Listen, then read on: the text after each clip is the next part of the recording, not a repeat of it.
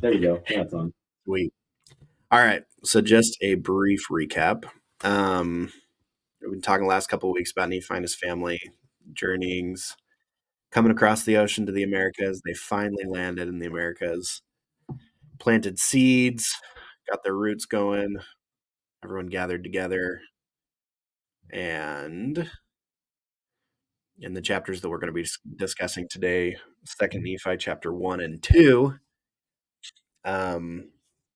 this is where Lehi is doing some of his prophesying and some of his discussions with his family. At this point, Lehi's getting pretty old, and he probably knows that he's going to die soon. And he's talking to them about this great land that they've landed in and how precious and cool it is. And because of that, I thought I'd like to ask you, Christian, what do you think and feel like about America and about this land that they landed in here in the Americas? Oh, that's a loaded question. Totally is a loaded question. No, how did you? I know that you enjoy America and enjoy the freedoms that we have here, but how did you come to? Tell me about what you think about America. Why is it important? That's a Is it important to you? I guess that's a good 100%. It's important to me. You can see my hat. If you can't see my hat, if you're just listening to this, it's a black hat with an American flag on it, and my American flag on the hat is the stripes are are gun rounds, bullets, and then the stars are primers. It's the back of where the back of the bullet primer goes. And so I am all about freedom of speech. I'm all about the Second Amendment. I'm all about freedom of religion, freedom of choice, and not to be confused with pro-life or pro-choice. That's not what I'm talking about when I say freedom of choice. But freedom to choose how you live your life. That's what I mean by freedom of choice. And so, for example, here in Idaho, we homeschool. It's a very easy state to homeschool in. There aren't a bunch of restrictions. There's actually no restrictions at all. Basically do whatever you want for homeschooling in Idaho. They have programs that you can help like um, get school funding for homeschool, and that if you do those kind of programs, then it becomes a little more restrictive on how you homeschool. But we do homeschool, have guns, um, freedom of speech. There's certain places in this country that is not how the founding fathers intended the country to be. 100% agree. And I feel like Idaho is one of the closest states to being like that. Of course, we're not perfect either, but I even lived in Texas for a while, and I thought it was going to be super awesome because of how patriotic and American they are down there. And I got down there, and I'm like, where did I move to? This is not the same. not the same at all. And it's they're so patriotic. Fireworks are illegal, at least where we lived. In order to get fireworks, you had to get a permit. You had to do this. You had to do that. When you take your kids to school, you sign your rights. At least the school we went to in the you're in. Not saying this is all of Texas. So if you're from Texas hearing this, don't get your panties in a wad. Might not. This is where we lived, but you literally had to sign your rights over to the schools for your kids. Like, while the kids were at school, the rights of your children were theirs, not yours. And so we only kept them in school for 6 weeks or something like that. They were super, super militant, super stand in a straight line and don't talk. And you showed up to school and you went and sat in the cafeteria, sat against the wall, and you weren't allowed to talk. You had to just sit there. And then they finally would go to class. They had I think they only had 1 recess all day where they got out to go outside and play. One recess for 15 minutes. When they had lunch, when I went to school, it was morning recess, and then when you went to lunch, you ate lunch, and then you went out and played until it was time for class to start again, and then there was an afternoon recess. There was 1 recess, and when you went to lunch, you ate your lunch, and then you had to go, stand against a wall or in a line or sit at your table and just sit there until it was time to go back to your class. You couldn't go play. That's super weird. And and it's like they didn't allow the kids, Yeah. and, the way I believe that my kid should be raised is not like that, Mhm. and so I didn't. I used my freedom that I have in this country to say, "I'm not gonna school my kids like this." Me and my wife made that decision. We're not gonna school our kids like this. We're gonna pull them out and do our own thing. And you can do that in Texas, and that was not a problem. Um, so we pulled them out and started doing that, but man, it I actually hated living there. That's crazy. Come back to free again. I feel like I ran away from a repressive country. Yeah. Can't even imagine the people in California, how they feel, dude. No, Yeah, thank holy cow. No, you. that's The ability to be able to make those kind of choices and work where I wanna work, pray how I wanna pray, go to church the way I wanna go to church, and all that kinda stuff. All those freedoms that we have, that's what I really love about our country is all that stuff.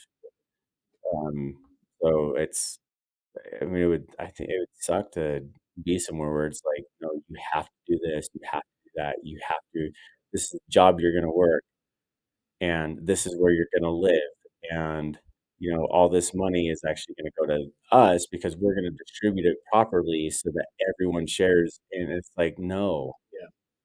No, I think a lot of us forget, forget just how awesome we have it here in America. Um, there's a lot of places that are just like that. Like you've got to do certain things or be a part of certain groups in order to have access to the freedoms. It's pretty crazy that, just being born here grant you that access, coming here, getting citizenships and things like that gets you that access to that level of access. It's crazy how much people pay for that access in other countries. Um, and and we forget that, or we just don't even realize that that's happening when we look at a lot of the other countries around the world and we're like, oh, they've got freedom, or oh, they can do whatever. Um, but yeah, I feel the same way that you do. When do you think, like, we grew up in Idaho? Mhm. When did you like start to feel patriotic? Like when can you remember being like, frick I yeah, I honestly don't remember not not being being patriotic? patriotic. My dad was in the military, not when I was not whenever I was alive, Yeah, before I was born. He got out way before I was a thing, yeah, um, because he served in Vietnam, so that was that was way back, right? That was before I was around. And so there was always that, talk about military and protecting the country and just just all that kinda stuff that just I don't remember being not.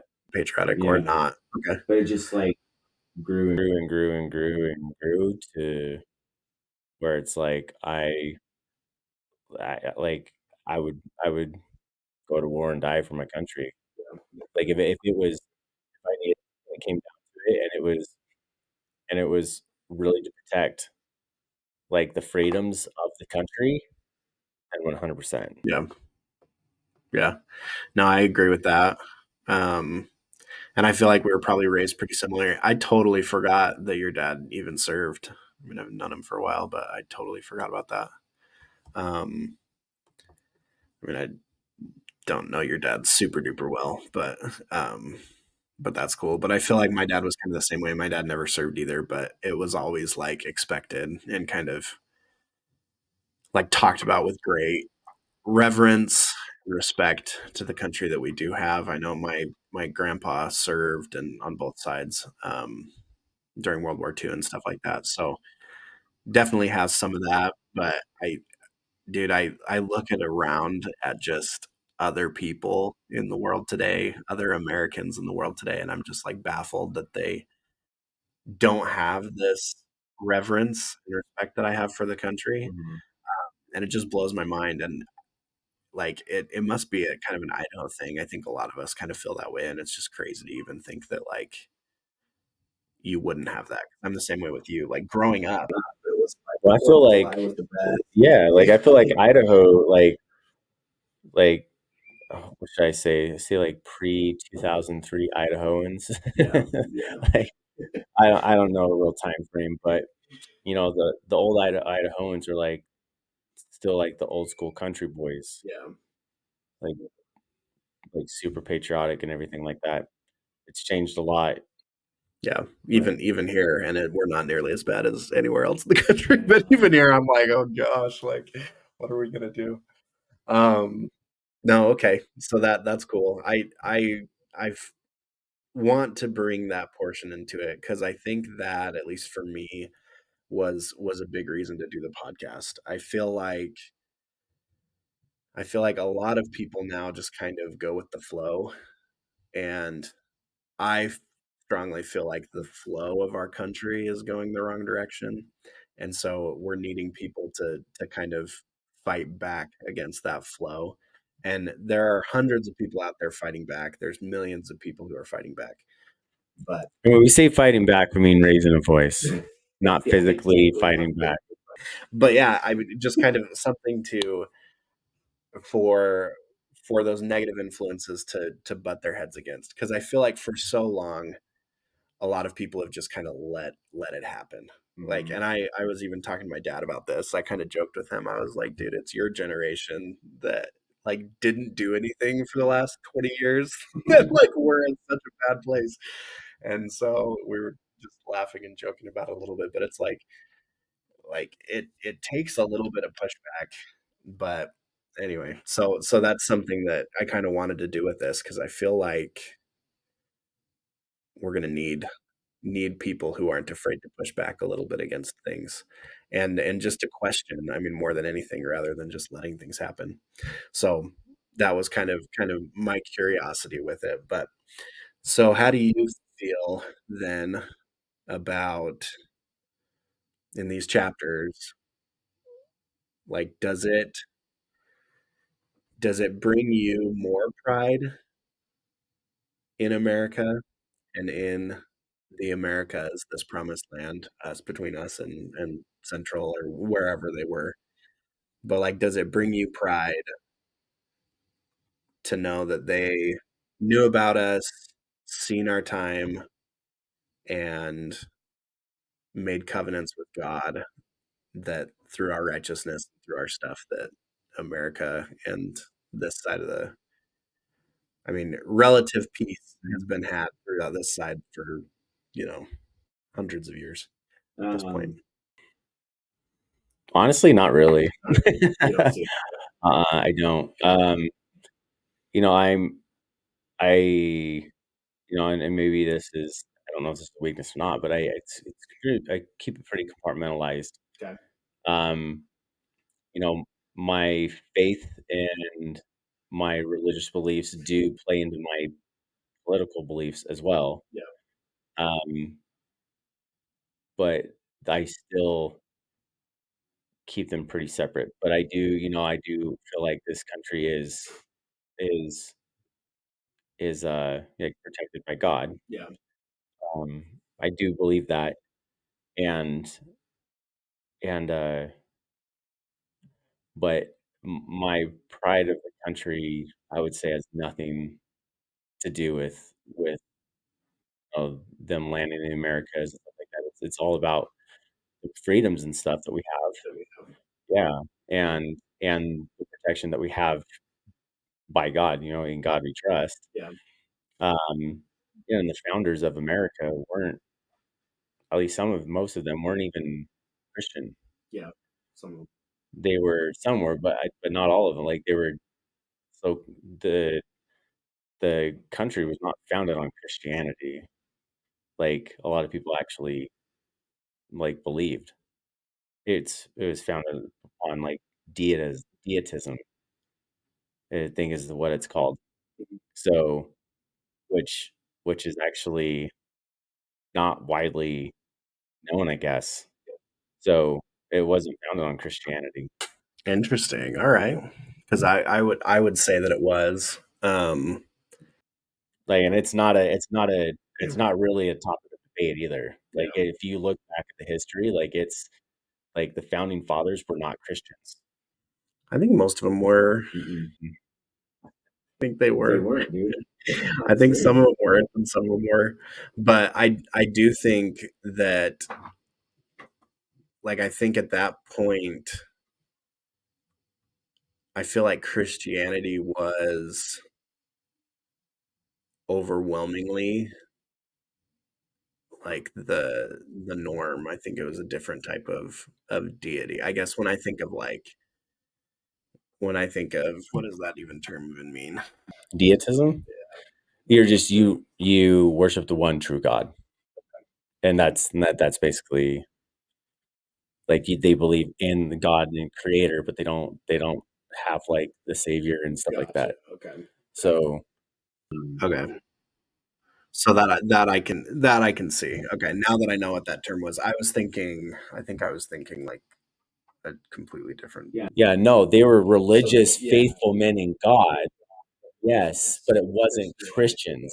Yeah, they weren't Christians. They were they were men of faith, Yeah. but faith in just a God, not God in Christ and the Holy Ghost and stuff like that. Yeah. No. Okay. Yeah. No. Okay. We agree on that. Okay. I was confused on my terminology. Okay. So dietism is a diet Deity. Yeah. deity. There we go. That's what I was looking for. I was like, that's not the right word. Diet. I think that's not it.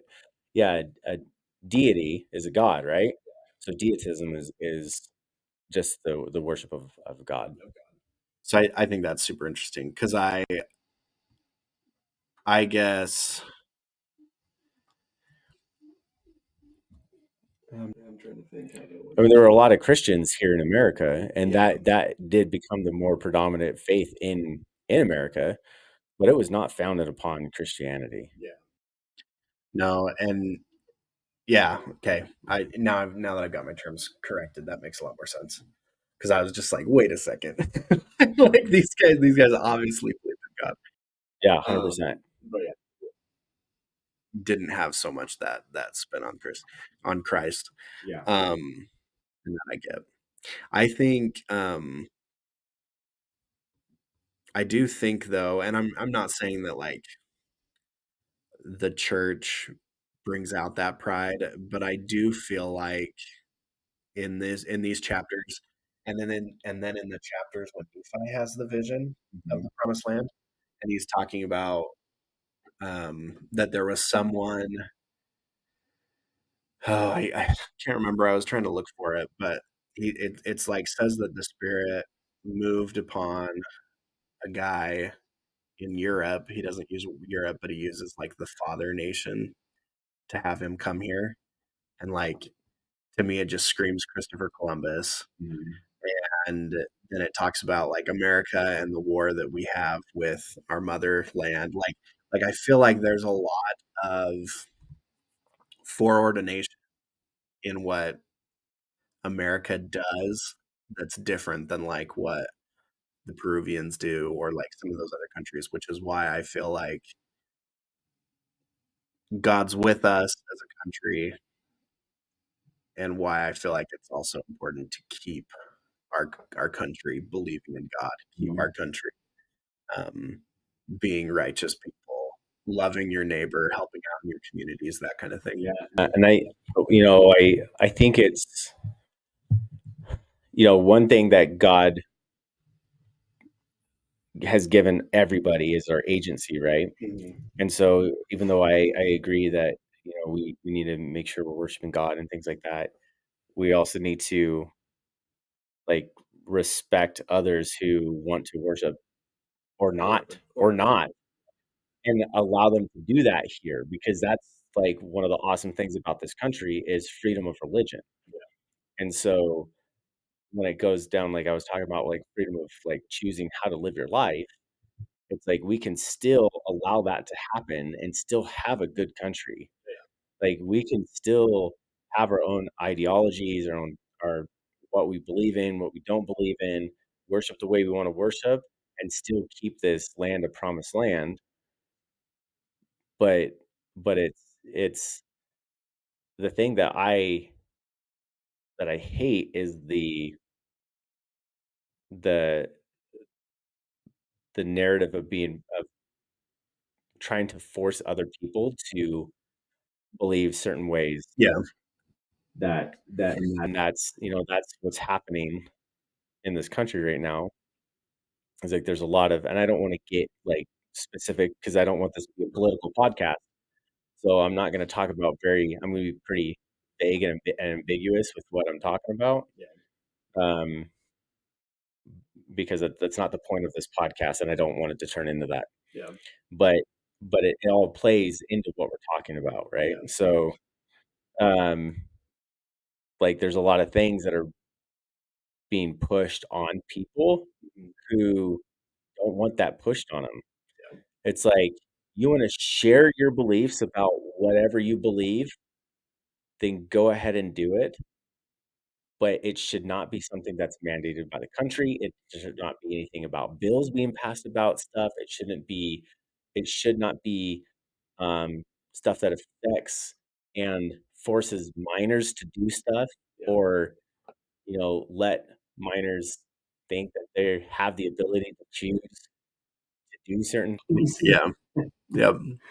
That one's not as ambiguous, but you know what I'm saying? Like, And now we're political. I'm still not saying specifics. You can No, I think we need to protect our children 100%, and so when someone just comes to try to push something on my kids that I don't believe in, I'm gonna push back, and I'm gonna fight back in whatever way that I have to in order to make sure that my kids are protected. So whatever that means, like, that's why I'm willing to protect my kids at whatever cost. Yeah. No, I completely agree 100%, and I do think that that's part of the allure, like, what makes America great is that we've been able to do that so far pretty successfully as a country from our start until now. We've been able to bring people in with different faiths, have them have the same love of America that we do, and we might believe totally different theologies, totally different things 100%, but yet we can agree to disagree on those things and still be Americans, which I Right. think is cool. But it's getting harder and harder to do that now. As more and more things are getting political and as more and more things are getting pushed, it's definitely a lot harder to do that. And I think part of that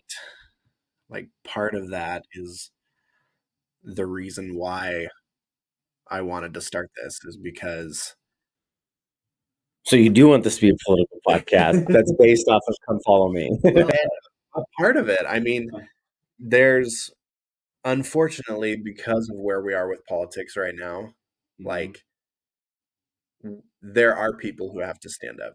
We can't just sit 100%. back and, like, preach how awesome Christ is and how he's gonna save us all because not everyone believes that anymore or ever did. But not only do they not believe it, but they also, like, can't live with us not believing their side of it. Mhm. And so they've been pushing for so long, and that's kinda goes back to me joking with my dad, like, they've been pushing all along, like, you go back and look when I was a teenager, like, stuff would happen, and we just kind of let it happen. Well, dude, and the hindsight 2020 comment from wait, that was last episode, huh? Yeah, The hindsight 2020 stuff is, if you go back and look at, like, the cartoons that we used to watch and yeah, things like that, there is so much propaganda yeah, in our childhood cartoons. yeah. I'm just like, What is this? Like, I can't even believe this." Like, where you're just so naive, and it's just like, "Oh, this is cool." Just goes over your head as a Yeah. little kid. Yeah, no, sometimes we watch stuff with my kids and I'm like, "Oh, crap," and then, like, I look at them and they're just, like, having fun, and I'm like, "Yeah, they didn't catch that," or whatever, it's fun. No, but I feel like there does need to be some opposition, and that's I feel like we need more people to stand up for it. And so to me, that's kind of what I want this podcast to be. I look at Nephi, I look at Alma, I look at the people of the Book of Mormon. They were confronted with things similar, not exactly to what we're going through now. And they might not have written them, and sometimes they were, um, but a lot of them stood up. A lot of them defended their country, defended their nation, defended their family, and figured out how to rewrite the ship, kind of. Uh-huh. And so I think if we get enough of us that are paying more attention to these things, that we'll be able to help right the ship. And that's kind of something that I am hoping for. So while I don't want it to be like a strictly political thing, like politics are going to end up in play here, and I'm okay with that. I'm okay. Good to know. yeah, like I don't I don't want to shy away from that, and um, I don't think we should. Like I feel like we can't shy away from it at this point. Like it's here, it's at the front door. Well, let's make America great again. Hold up, no, I'm just kidding. Um, no, but I do. I think that there's a time and a place, and I worry that the longer we stand by, the harder it's going to be to get back to where I feel like we should be. And it sounds like pretty similar to you. You feel like we should be. I just feel like in order to really make any severe impact, I have to have like billions of dollars. I know it's true. Um, Accepting donations. to get my first billion. Um, no, but I do like uh, Lehi. He does talk about covenanting with the land, and I do feel like there has been times in American history when we've needed leaders and people who have strong beliefs in God. And I feel like looking back at it all, we've had those leaders when they need to be there, um, helping kind of redirect the ship. I think Lincoln was one. I think, the founding fathers and stuff obviously had some inspiration when they were writing our documents and when they were doing our things. So I definitely think that God's played a hand in that. Mhm. Definitely don't want to lose it. I don't want to be part of the generations of people that lose it because we decide to just sit idly by. And that's Lehi in a lot of these chapters, in these first two chapters, talks about the land of promise that they came to, and how if the people here want to prosper and continue to be in God's good graces, that we need to keep His commandments, and that we need to, um, follow and be good people, and fight for our liberty and not be brought down. And if iniquity, it says in verse 7, for if iniquity shall abound, curse shall be a land for their sakes. But unto the righteous it should be blessed forever. So I do feel like that we need to hold on to that. So then I got a question for you. Yeah. So is is he referring to, because this country is full of iniquity, Yeah. right? Like Yeah. all over the place. It's terrible. Yeah.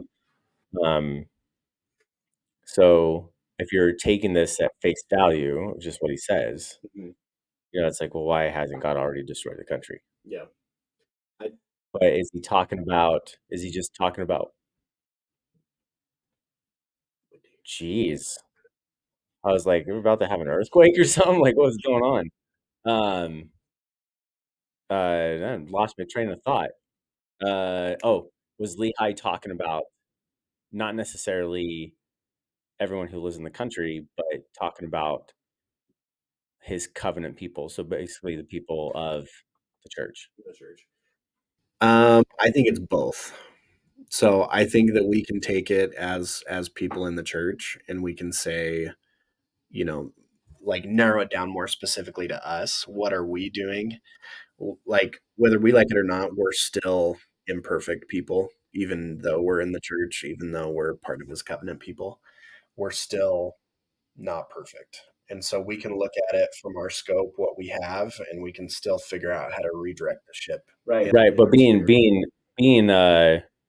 his righteous people doesn't mean we're not sinning. Yeah. Yeah. Sure, everyone's imperfect. We're all going to make mistakes. That is something that if you don't believe that, then there's something wrong with you and you need to read the scriptures. No, but I think that there's always things that we can be doing. Like you might be righteous, but you might be like holding back in some parts. Or like Laman and Lemuel. For the majority of the time, they were probably pretty good kids as they were going through this whole entire process. But there were like key points when they made made mistakes, right? And like it's okay to make mistakes. It's okay to have things that happen. But I think that there are ways that we can re-steer the ship. Even like just the podcast in general being more, I need to come up with a better way to do it, but like being more manly, it sounds weird to say that. I don't know why. But it's like standing up to our potential, I guess is kind of how I would say it. Mhm. Like you can be a righteous person and you can kind of cruise through life. Like you can be a good person but not be You can be a good person without being a righteous person. correct. So I don't think you can be a righteous person and just cruise through life. I think if you're a righteous person, I think that'd be a good person. Like you can Okay. be a good person and just ride through life. This is just my You're opinion. Okay? I think you can be a good person and just ride through life. But if you're being a righteous person, like you're not just coasting through life. mhm, Like in the last episode, I talked about that scripture my dad sent me about being anxiously engaged in a good cause. Like, I think if you're a righteous person, you're gonna be anxiously engaged in a good cause. mhm, You're gonna be quickly turning and repenting of your mistakes, yeah. which should be daily, Mhm, and always trying to progress the work forward yeah. in whatever way. I mean, this is one way, this podcast is one way that you and I are trying to help God's work go forward, Yeah. right? Mhm. And so this is one way that we are being anxiously engaged in a good cause. Um, but I'm not saying that I'm a righteous person because I feel like there's a lot of areas in my life where I am not. Yeah. So what would be like in your mind, what's the difference then between like, so like by that definition, I would say that we're probably like righteous. We're probably a little above just a good person. And when I say above, it's not like I'm better than you, but it's like in our Looking down. yeah, it's like in your progression, if you've got kind of a general, okay, righteous people. So what's Nephi? Is he a righteous person or is he I think that's right. a righteous person? Yeah. Okay. Okay. So then I would probably put myself somewhere between good and righteous then. Is that kind of what? So like righteous is Dude, I'm not the judge of you. okay. Fair enough, fair enough. But okay, so you've got kind of these But then you've it's got and it's kind righteous. of it seems like it's kind of like a catch-22 also, because if Yeah. you're like, "Yeah, I'm a righteous person," it's like, Well, but you sound super prideful. It's like, "Yeah, I'm also" it's like but but I think with terminology, that's one thing that I've had a lot of struggle with the church is terminology. yeah, no, I think it's And a good distinction. where it's like people use words one way and other people take that word and use their own definition for it when the person who was talking and teaching Didn't wasn't mean intending that word yeah, to have that context of how you have it in your brain. and that And that now has a negative impact on that person because well, you're like, "Yeah, I'm righteous." It's like, if I say I'm righteous, like, that sounds almost blasphemous, right? Like, it doesn't sound good. But you're talking about, like, the prophets and other people, like, "Yeah, he was a righteous dude." And it's like, but would he ever call himself righteous? Any of them? Would Nephi call himself righteous? Probably not. I don't know. I mean, It's like, if you're calling yourself righteous, I mean, this is one of those things, it's like, if you're calling yourself righteous, are you actually righteous? It's like, maybe maybe if you have the understanding of, I try to live my life in a righteous manner, but I know I make mistakes. But I also know who atoned for my sins and who I need to turn to when I make those mistakes. Like, to me, that's what a righteous person is not someone who is perfect, not someone who has all their crap together, not someone who does everything right and just make little mistakes here and there or whatever. Like, a righteous person in my mind is somebody who strives to fulfill their callings if they have one. I don't have one right now, so I'm off the hook on that one. But so, someone who strives to fulfill their callings, strives to keep the commandments, and strives to be anxiously engaged in a good cause and these things we've been talking about, but also with the understanding that you are a human being that is a descendant of Adam. You're part of a fallen species. You're part of fallen mankind, right? You're gonna make mistakes, and having an understanding that that is going to happen and be okay with it, and not thinking that because you make a mistake, now all of a sudden you're this evil, terrible person, which again is another problem that I have seen in the church time and time and time and time again, is that people are so scared to admit that they make mistakes, and like I mean, you'll see people be like, "Yeah, I repent every day, I make mistakes all the time." And it's like, all right, well, what do you do? Like, what's your thorn in your side? What is it? It's like that's the kind of conversation that I thrive with when I talk to people. Is like, I wanna hear your actual struggles, like, and what you do to combat those. Not necessarily like, "I read my scriptures and say my prayers and everything is good." Like, freaking bullcrap. It's like, it's not that easy. It's not that simple. I'm sorry, it's just not. And people probably shoot me down for this, but I don't freaking care because I think they're wrong. no, and dude, that's honestly, that's what we need to make that normal. Yes. We all have struggles. We all have something that irks us. We all have like a ghost in the closet. But but with righteous people, the ghost is like, just something that you have a hard time with, that you struggle with.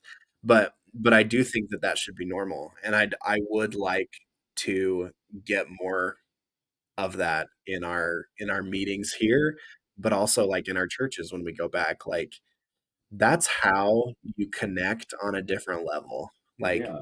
when you go to church, at least right now, I feel like it's all superficial. And I was listening to some dude. Oh no, I'm reading uh, Wild at Heart, Mhm. Wild, whatever it is. All the heart. Wild at Heart by John Eldridge, I think, and I'll Yeah, it sounds throw like it in the link. But Um, and he was talking about a church conversation between like two guys, and he's not LDS. He's of a different faith, but um, he was like you meet each other on Sunday, you shake each other's hand, and I've like had this conversation, so I was laughing so hard when I was reading it because he's like, you shake each other's hands, you ask each other how the week's been, and you both answer in the affirmative, but in your head you're like, yeah, this week actually sucked. dude. So this week, that happens to everybody, not even just inside a church, which is like everywhere, right? Everywhere you go, it's like that. And so, this week I told you about my mom, like we found out last Sunday. so a week ago that my mom has stage 4 kidney cancer, and it's spread to her hips, her lungs, and her lymph nodes, and so, like, I this week, I was like, "I don't wanna tell people that I'm just, 'Oh, yeah, I'm good,' Yeah, because I wasn't yeah. at all." And so when somebody asks me, he's like, "Hey, how you doing?" I'm just like, I would either be like, "That's a loaded question." Like, that's kind of a loaded question right now. And, like, I was honest with people, and Mhm. I was like, I would, like, tell them what's going on, like, I would either depending on who it was, like, one person I was just like, I just my family heard some really bad news Yeah. this week or yesterday or whatever, Mhm. and it's just so we're just kind of meh right now. Yeah. And it's like, that wasn't a bunch of details about it, but I wasn't just like, "Oh, yeah, I'm good." Yeah. And it was yeah, but, like, other people, it was, "Hey, how you doing?" "I'm actually doing really crappy." I was like, "It is like, we need to be okay with being like that, being Yeah. vulnerable, but vulnerability is so freaking hard." Mhm. And the reason why I believe vulnerability is so hard is because when vulnerability happens, it I'm trying to think of, like, a really strong word. When vulnerability happens, it totally and completely obliterates any power that Satan has over you. Any. It totally obliterates it.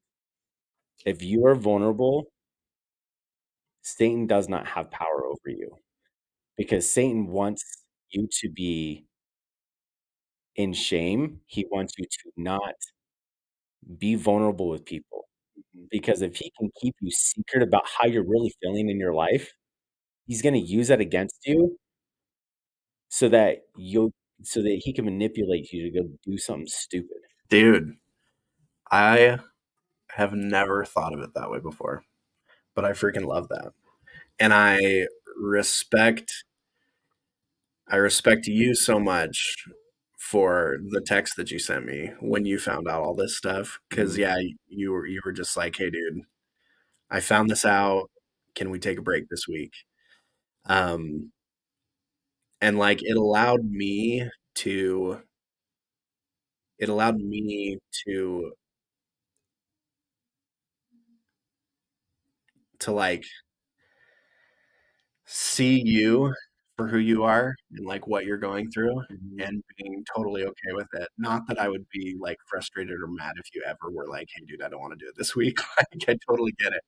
But it allowed me to like think of you differently and to think of how we might be able to help or how there are things that we can do or like I talked to my wife about it and I'm sure she talked to Heidi a little bit. So like it allowed for so much more than just like, "Hey, I don't wanna do that this week.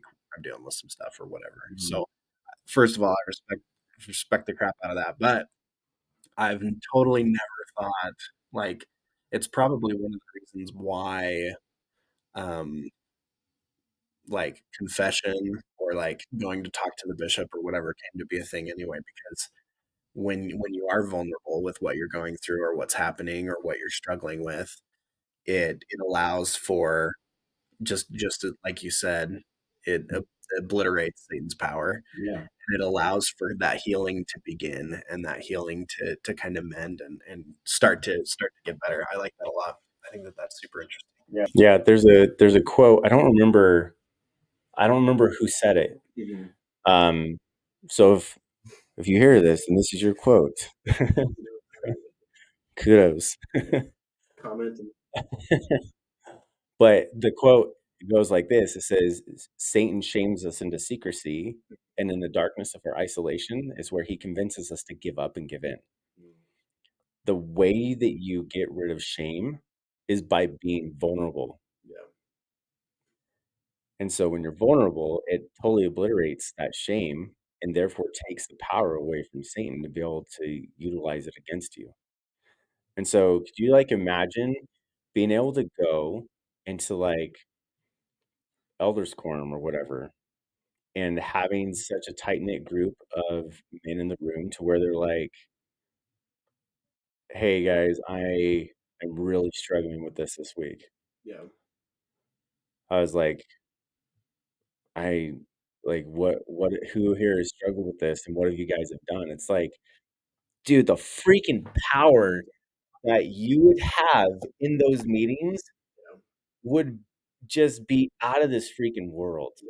It would be so mind-boggling that you would you wanna see a ward change, and you wanna see an elders quorum change, teach people to be vulnerable, and not to the, like and not like a way of, like, uh It's not like a victim mentality. yeah, yes. Yeah, like, it's not about being a victim, but it's about being real. It's like we all have struggles, right? Yeah. We're all here to like, what's the phrase? We're "Mourn with those that mourn, comfort those that stand with need of comfort." Small covenants, man. Yeah, and Yeah. if you don't ever tell anyone that you're going through anything, how is anyone ever supposed to be able to do that for you? Born with you, and yeah. No, that's awesome. That's something I struggle with a ton. Everyone in the ward, dude, or in the church. Everyone in the church struggles with that because everyone has this mentality that they have to have this perfect life. And if they don't have this perfect life, then Everyone's gonna there think must be whatever. something that's going on with that. I'm Yeah. like, what commandments aren't they living or whatever? And it's like, that's not how it works. Yeah. It's like everyone struggles, everyone is going through something, Mhm. everybody. And like last Sunday, we had this lesson. It was kind of funny because they had everyone, like, stand up or whatever, and or no, they had, like, half the room stand up, and they're like, "At least 95% of these people have some life-altering thing going on with them right now." Yeah. They said that last Sunday.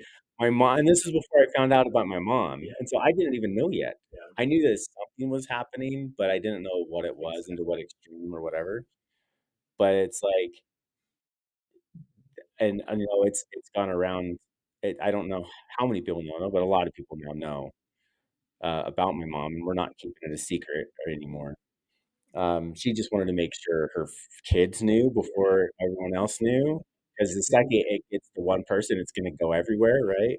Yeah. So, um, but but it's like, there's my mom standing in this thing of people.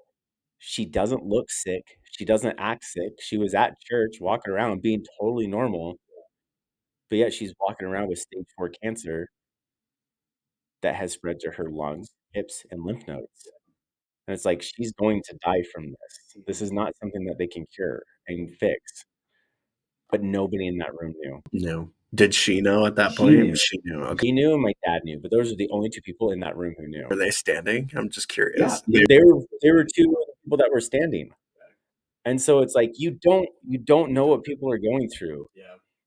And And we need to get beyond our fear of letting other people know that we're struggling. yeah, because we all are. It's like, don't but like you said, don't it's not about having a victim mentality. Yeah. It's like, we all go through crap that, sometimes we need support to get through stuff, Yeah. right? And this episode has gone a totally different direction, but It's good. No, this it's still good stuff. yeah. But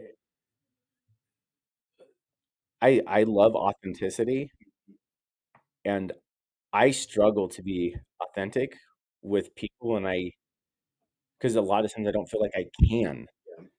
because I'm not gonna receive it back. Because when you're authentic with somebody and then they're not authentic back, it's like, "Ooh, Crap. don't Now I don't have do to it." That was another thing about vulnerability that I forgot that I wanted to mention.